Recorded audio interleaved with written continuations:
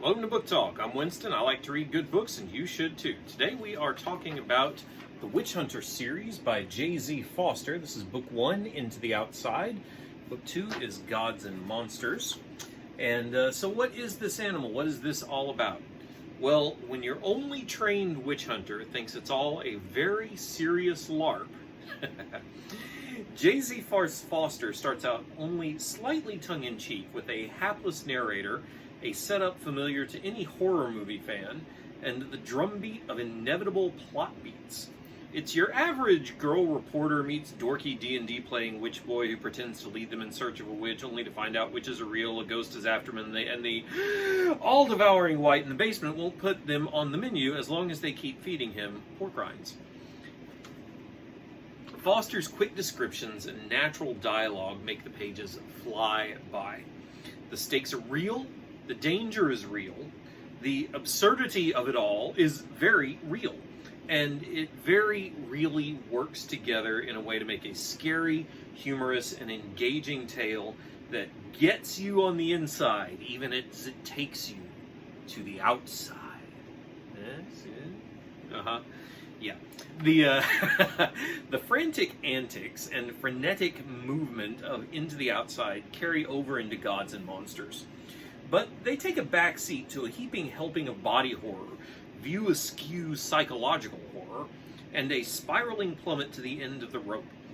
We enter the picture on the edge of the closing curtain. Richard is lying on his deathbed, and this is his last confession. That's book 2, Gods and Monsters.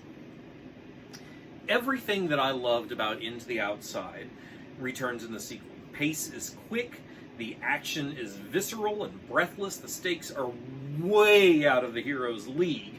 The gaggle of friends are more concerned about potentially ruining a rare comic where the heroine is drawn with bosoms bared than with threat to life, limb, or fundamental reality.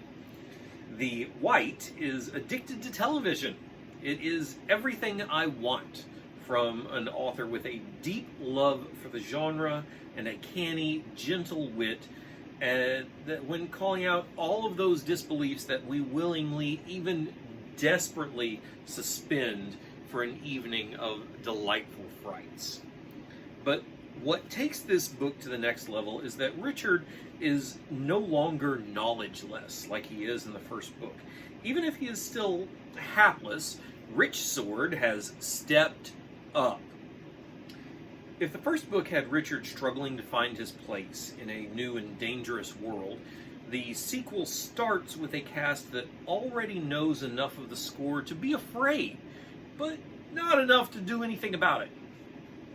Richard is the only one with any kind of grasp of what's really going on, and the world is so much weirder than any of us could possibly conceive.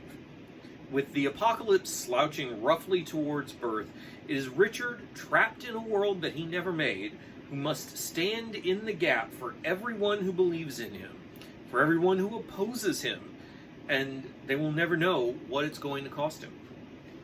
J.Z. Foster is at the top of his game with the Witch Hunter stories.